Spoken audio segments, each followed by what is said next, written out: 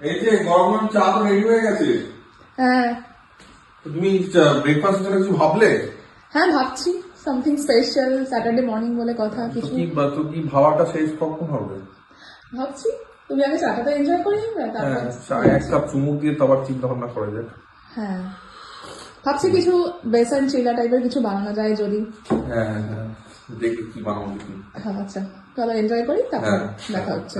আজকে তো Saturday weekend, তাই তো? হ্যাঁ তো কি বানানো হচ্ছে আজকে? আজকে বানানো হচ্ছে বেসন চিলা। বেসন চিলা কেমন হয় দেখতে?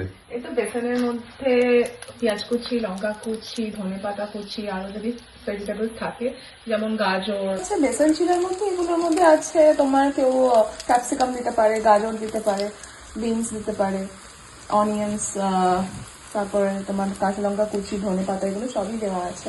আচ্ছা, বাহ, দেখতে খুব সুন্দর হচ্ছে।